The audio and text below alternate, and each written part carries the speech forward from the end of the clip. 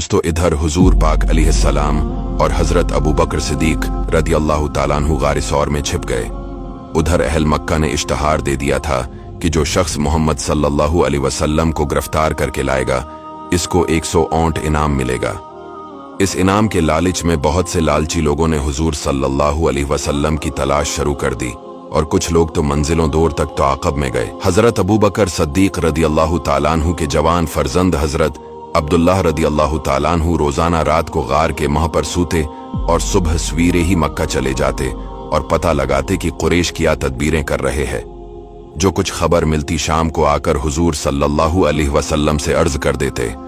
हुजूर अलैहिस्सलाम तो गार सौर में तशरीफ फरमा हो गए।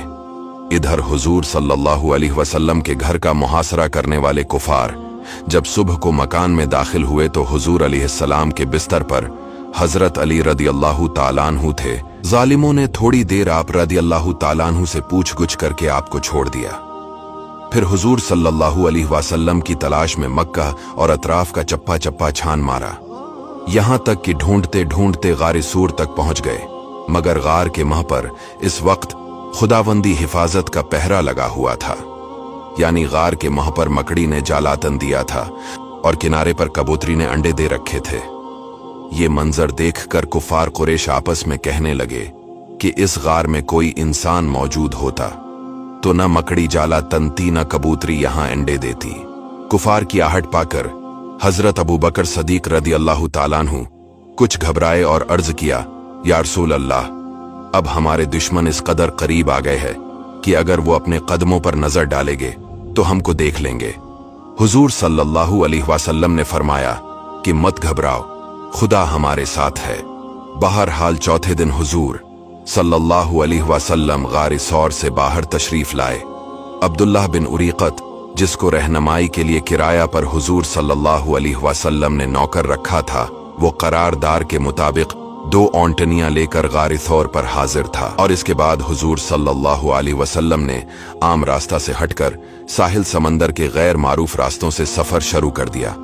उधर अहल मक्का ने इश्तहार दे दिया था कि जो शख्स मोहम्मद सल्लल्लाहु अलैहि वसल्लम को गिरफ्तार करके लाएगा, इसको 100 ऊंट इनाम मिलेगा।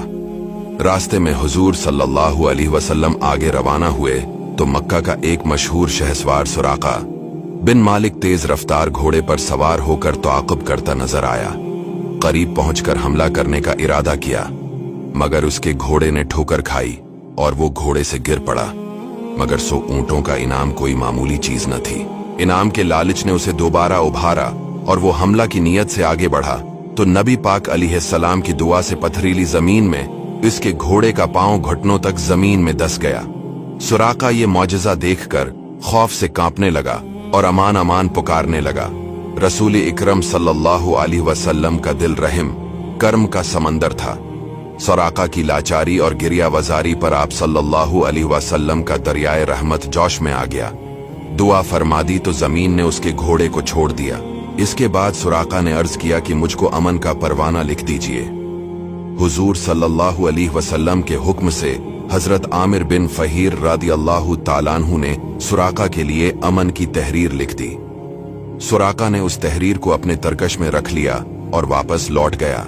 हुजूर अकरम सल्लल्लाहु अलैहि वसल्लम की आमद की खबर चूंकि मदीना में पहले से पहुंच चुकी थी और औरतों बच्चों तक की जबानों पर आप सल्लल्लाहु अलैहि वसल्लम की तशरीफ आवरी का चर्चा था, इसलिए अहल मदीना आपके दीदार के लिए इंतहाई मुश्ताक और बेकरार थे।